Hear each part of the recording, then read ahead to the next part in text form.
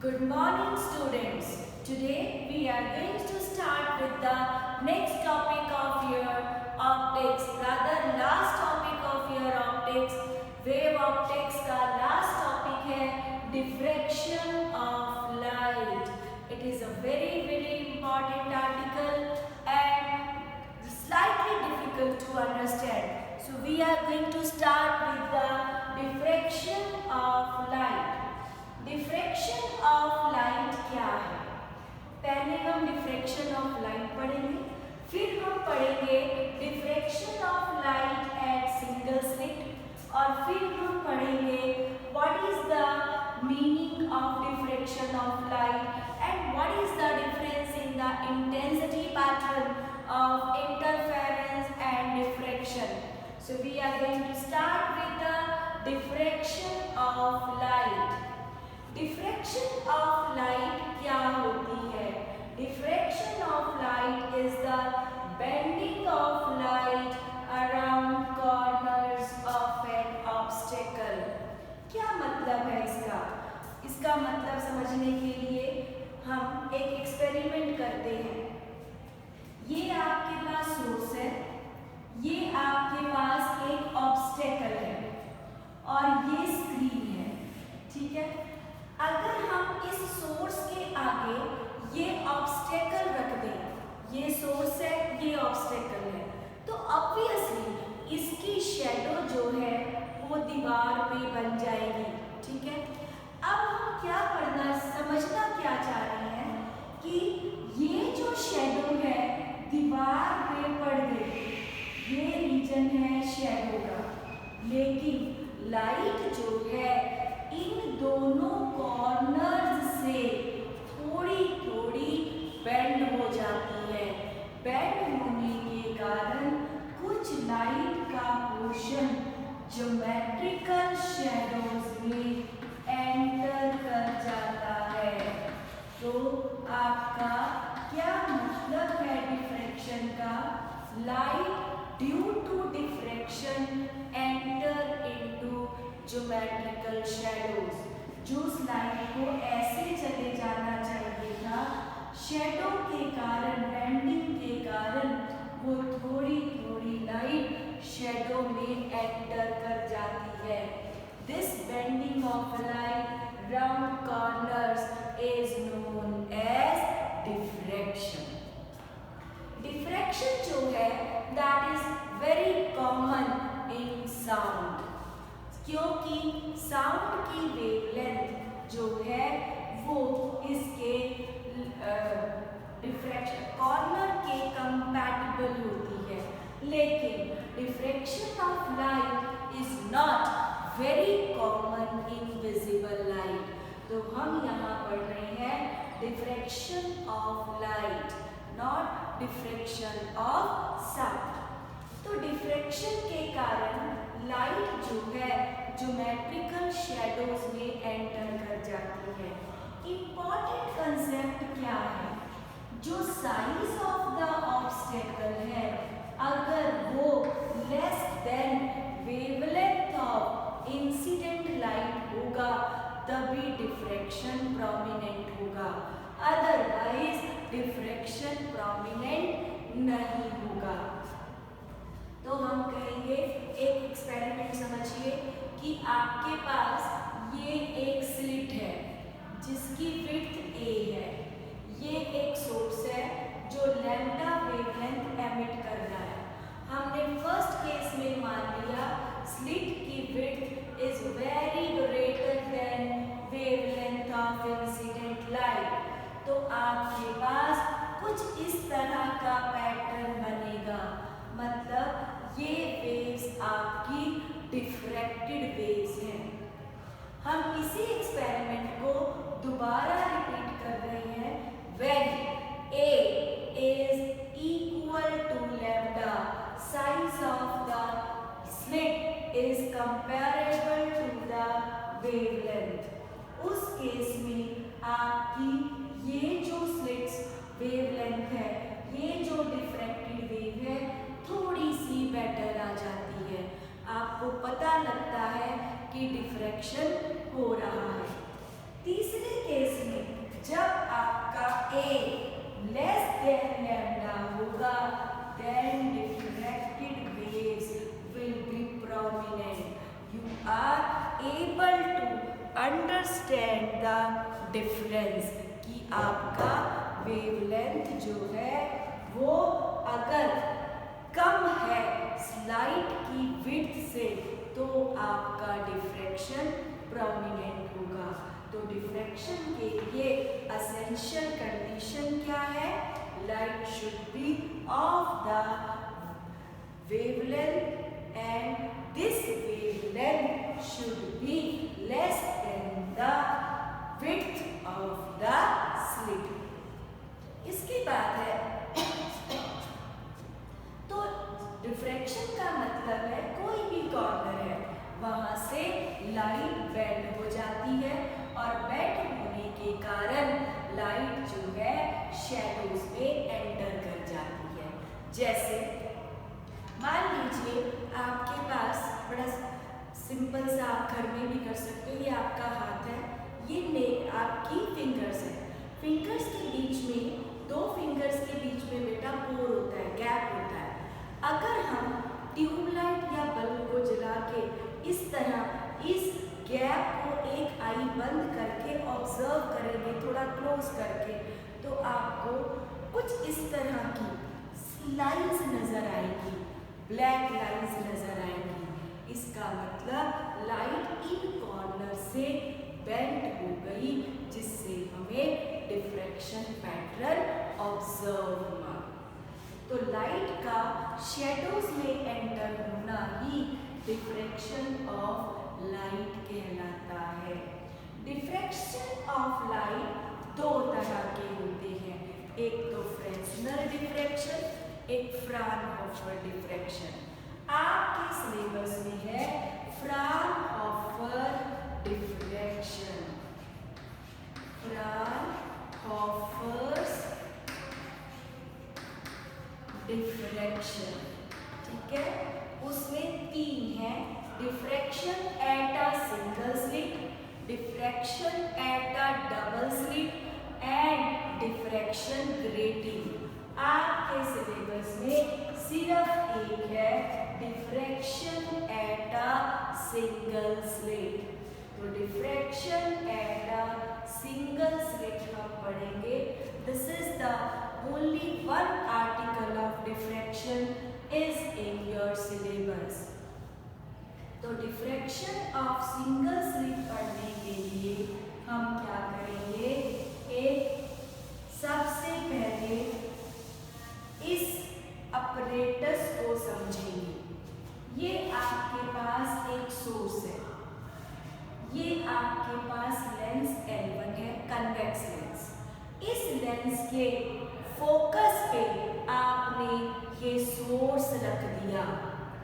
जब ये सोर्स इस लेंस के फोकस पे होगा, लाइट फोकस से पास होती है तो ये पैरेलल बन जाती है। तो these parallel rays now coming out from this lens L1। अब आप लोगे ये WW1 is the wave front which is perpendicular to the incident lights। तो WW1 आपके पास वेव फ्रंट हो गया। इस वेव फ्रंट में हम क्या कहेंगे?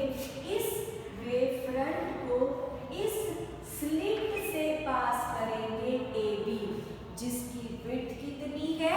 A। अब ये वेव्स यहाँ पहुँच गई। अब आपने हाइजन प्रिंसिपल पढ़ा है, जिसमें हमने क्या पढ़ा है कि अगर ये वेव फ्रंट यहाँ पहुँचेगा और हर पार्टिकल, हर point becomes like a fresh source and start emitting the radiations. तो ध्यान से समझिए, डिफ्रैक्शन में क्या है? ये आपके पास बेटा AB स्लिट है, ठीक है। ये WW1 यहाँ पहुँच गया, तो इस पे इनफाइनाइट नंबर ऑफ पॉइंट्स हैं। मैं इसको दोबारा रीड्रॉ कर रही हूँ। ये इनफाइनाइट नंबर ऑफ पॉइंट्स क्या करेंगे?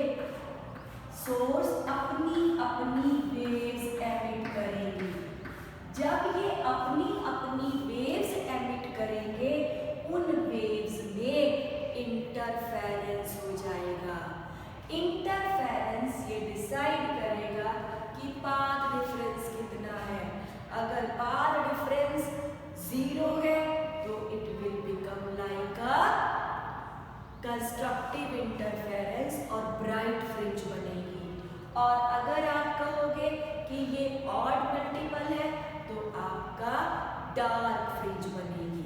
ठीक है, तो डिफ्रैक्शन इज बेसिकली, पहला पॉइंट क्या हुआ, diffraction is basically the result of interference of secondary wavelets emitted by the fresh source lying on the wave front। इस वेव फ्रंट पे जितने भी पॉइंट्स हैं वो एक फ्रेश सोर्स बन जाएंगे और वही वेव्स आपकी इंटरफेयर करेंगी और आपके पास स्क्रीन पे alternative bright and dark band बन जाएंगे।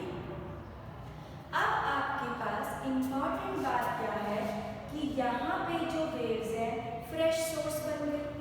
ये वेव्स ये रास्ता ट्रैवल करके ओ पॉइंट पर पहुँचेंगे। ओ पॉइंट पर पहुँच के ये क्या करेंगी, they will form a bright fringe. क्यों बनेगी ब्राइट फ्रिंज, क्योंकि सभी की सभी वेव्स जो A से C तक गई हैं और जो C से B तक गई हैं इक्वल डिस्टेंस ट्रैवल करके यहाँ तक पहुँची हैं। और जब इक्वल डिस्टेंस ट्रैवल होगा तो सेंटर पे ब्राइट फ्रिंज बनेगी। समझ आई? तो सेंटर पे ब्राइट फ्रिंज बन गई। अब हम डिसाइड करेंगे P पॉइंट पे ब्राइट फ्रिंज बनेगी या डार्क फ्रिंज बनेगी। P पॉइंट पे ब्राइट फ्रिंज बनेगी या डार्क फ्रिंज बनेगी। हमने कहा कि एक तो वेव A पॉइंट से P पे पहुंच रही है, एक B पॉइंट से P पॉइंट पे पहुंच रही है। अगर हम डायग्राम्स में भी देखें तो दोनों वेव्स अलग अलग डिस्टेंस ट्रैवल करके P पॉइंट पे पहुंच रही है। तो there is a path difference between the waves reaching from between A to C at P and between C to B at P। क्या मतलब है इसका, जो वेव अपर हाफ से B पे पहुंच रही है और जो लोअर हाफ से P पर पहुंच रही है, दोनों में क्या है, पाथ डिफरेंस है। वही पाथ डिफरेंस जो है डिसाइड करेगा कि P पे मैक्सिमम बनेगा या मिनिमम बनेगा। तो पाथ डिफरेंस कितना है, let this angle is theta. अगर ये एंगल थीटा है तो ये एंगल भी थीटा होगा, क्योंकि angle between the lines is the angle between their normal. तो जो ये एंगल है बेटा थीटा, वही ये एंगल होगा थीटा। तो ए बी एन ट्रायंगल में in triangle A B N आप कहोगे B N is equal to A sine theta. B N is equal to A sine theta. अब ये ए साइन थीटा बताएगा कि मैक्सिमम बनेगा या मिनिमम बनेगा। अगर ए साइन थीटा या तो इंटीग्रल मल्टीपल ऑफ लैम्डा हो सकता है या a sine theta 2n + 1 lambda by 2 हो सकता है, या तो इंटीग्रल या ऑड इंटीग्रल। इंटीग्रल होगा तो n मान लो 1 हो गया, तो a साइन थीटा लैम्डा हो गया। अब लैम्डा से यहाँ पे मैक्सिमम बनेगा या मिनिमम, ये आपको डिस्कस करना है। इसका मतलब ये है this whole slit is of the order of lambda. ध्यान से समझिए, ये आपके पास पूरी स्लिट है। मैं इसको रीड्रॉ कर रही हूँ। ये पॉइंट आपका C है। अगर ये गैप लैम्डा के बराबर है तो इसका मतलब slit is divided into two parts, lambda by 2, lambda by 2, तभी लैम्डा होगा।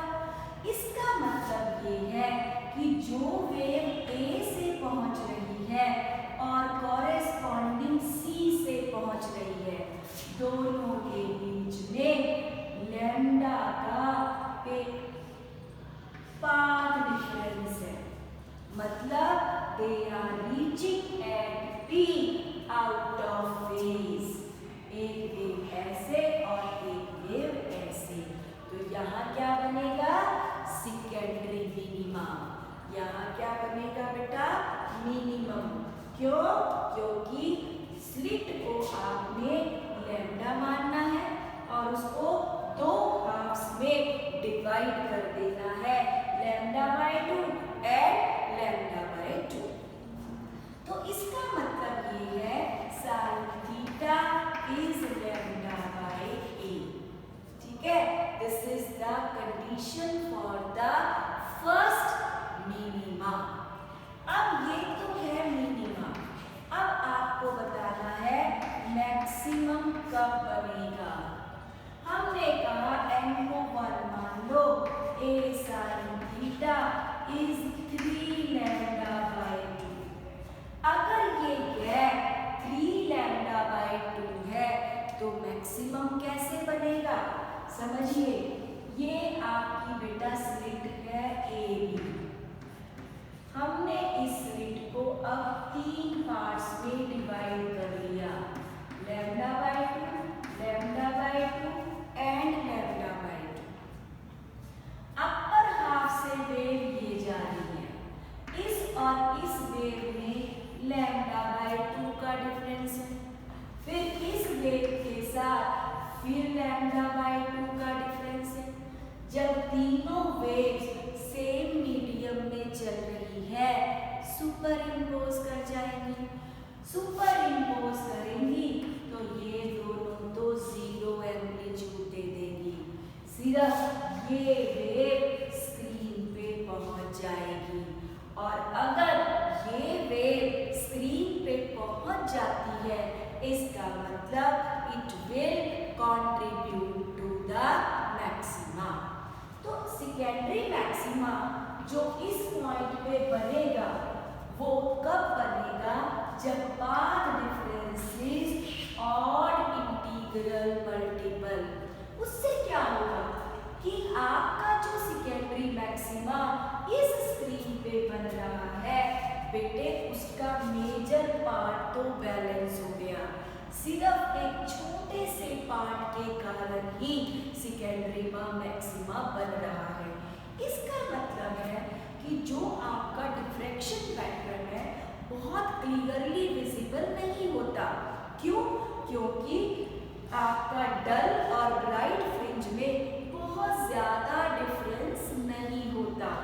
कई बार आपका जो डल है वो 0 एम्पलीट्यूड है और जो ब्राइट है that is due to a minor portion of the wave, क्योंकि मेजर पोर्शन कैंसिल हो गया। तो आपका मैक्सिमम बनेगा ऑड इंटीग्रल मल्टीपल, मिनिमम बनेगा आपका इंटीग्रल मल्टीपल। तो आपका जो डिफ्रैक्शन पैटर्न है बेटा वो कुछ ऐसा होता है। Ultimately it will die out. जैसे आप कहते हो ना, ये स्क्रीन है आपका, ये पोर्शन ध्यान से समझो तो इल्यूमिनेटेड है, लेकिन light enter into the geometrical shadows, तो सिर्फ यहाँ पे फ्रिंजेस मिलती हैं आपको, और ये फ्रिंजेस जो है इक्वल विड्थ की नहीं होती, इक्वल इंटेंसिटी की नहीं होती। ठीक है, सेंट्रल फ्रिंज बड़ी होती है और ज़्यादा इंटेंसिटी की होती है, साइड फ्रिंजेस होती अल्टरनेटिव ब्राइट एंड डार्क है, पर कम विड्थ की होती है और कम इंटेंसिटी की होती है। तो आपके पास कई बार बेटा ये क्वेश्चन एग्जाम में आता है कि आपका क्वेश्चन ध्यान से सुनिए, बोर्ड में बहुत ज्यादा पूछा जाता है। आपके पास एक सोर्स है और आप स्लिट्स हैं। कैसा पैटर्न स्क्रीन पे बनेगा? आपको हमने कल कहा था इंटरफेरेंस के कारण इक्वल विड्थ इक्वल इंटेंसिटी का पैटर्न फ्रिंज पे बनेगा। लेकिन अगर हम एक स्लिट को कवर कर देंगे तो क्या पैटर्न ऑब्जर्व करोगे? तो आप ये पैटर्न ऑब्जर्व करोगे, इंटरफेरेंस डिफ्रैक्शन में चेंज हो जाएगा। समझ आई आपको? तो इंटरफेरेंस के लिए दो स्लिट्स की जरूरत है, कोहेरेंट सोर्स की जरूरत है और डिफ्रैक्शन के लिए नहीं जरूरत है।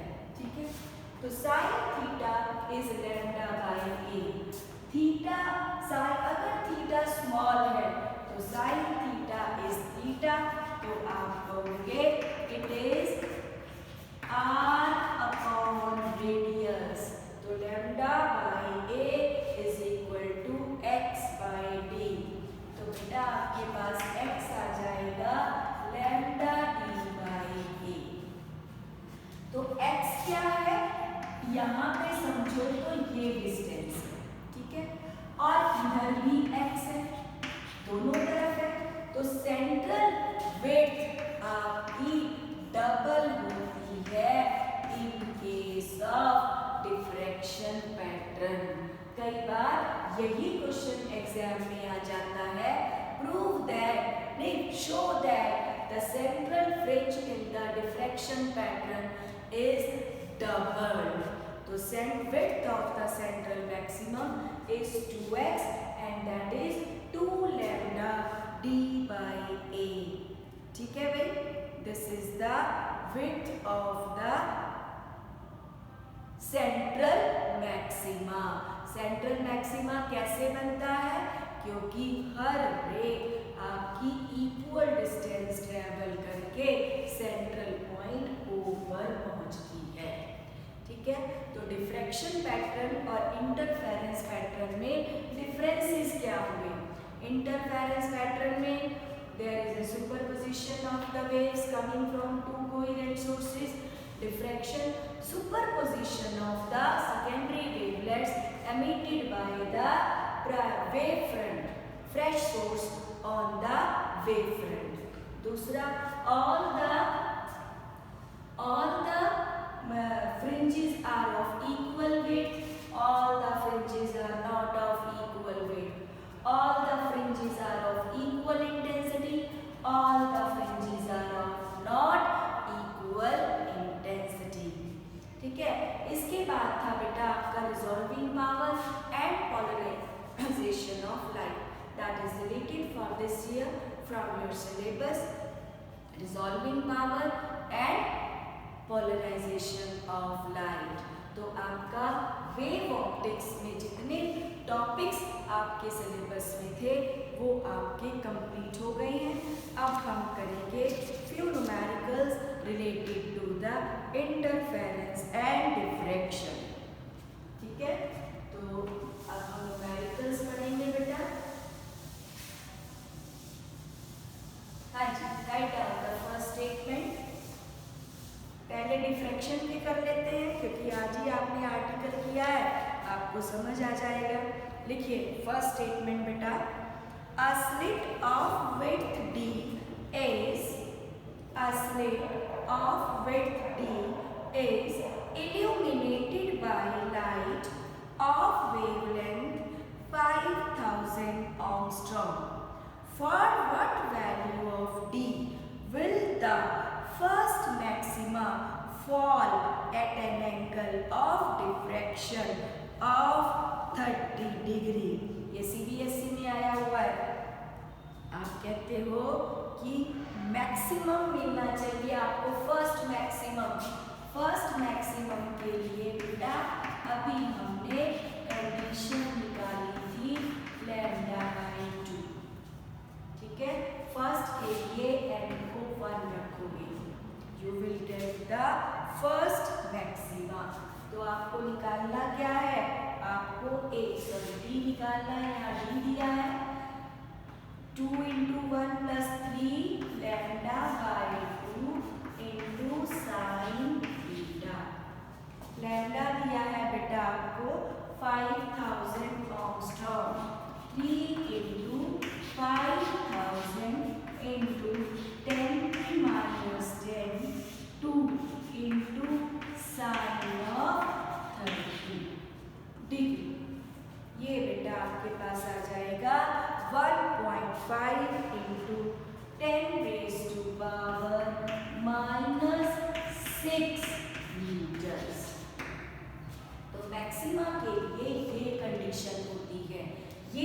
आपको याद रखना है।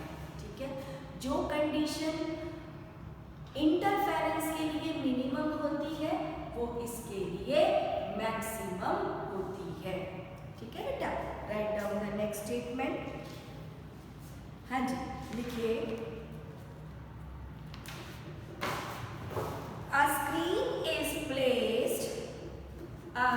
screen is placed 2 meters away from the single narrow slit. Calculate the slit width if the first minima lies at 5 millimeters on either side of the central maxima. Incident plane waves have a wavelength of 5000 angstrom. इसमें भी आपको slit width निकालनी है पर minima के लिए। Minima की condition क्या है? डी साइन थीटा डी का ए लिख लो, यहाँ नहीं दिया। A sine theta is n lambda sine theta lambda by a x by d. यहाँ से आपको बेटा ए निकालना है, d lambda by x. A आ जाएगा d lambda by x. X दिया है 5 मिलीमीटर, लैम्डा दिया है 5000 एंगस्ट्रॉम एंड कैपिटल डी दिया है बेटा आपको इट इज 2 मीटर। तो put the values, it is 2 metre 5000 angstrom minus 10 meter x 5 into 10 power minus 3। तो ये आ जाएगा बेटा आपके पास 2 into 10 raised to power minus 4 meter। 2 into 10 raised to power minus 4 meter। Next question लिखिए, in a diffraction due to a single slit, the aperture of the slit मतलब width 3 millimeter, the aperture of the slit is 3 millimeter मतलब A दिया है 3 millimeter। The if monochromatic light of wavelength 620 nanometer 620 nanometer, ठीक है, मतलब 620 into 10 की power minus 9 meter is incident normally. Calculate the separation between first order minima and third order maxima on one side of the screen. Capital D दिया है 1.5 metre. अब आपको निकालना है first order minima. x is n lambda d by a, that is lambda d by a। ये है first order minima and third order maxima. Third order maxima 2n plus 1 lambda d by a। ये आएगा 3 रखोगे 7 lambda d by a। इन दोनों के बीच में gap x3 minus x1 आपके पास आ जाएगा बेटा 7 by 2 भी आएगा, दैट इज x3 में से x1 घटा दोगे तो ये आ जाएगा 5 lambda d by 2a। Third order maxima and first order minima का गैप आएगा 7.75 into 10 raised to power minus 4 meter। ठीक है बेटा, तो this was all about the numericals related to your diffraction. ठीक है, तो ये आज का आपका लेक्चर था। God God bless you and have a nice day.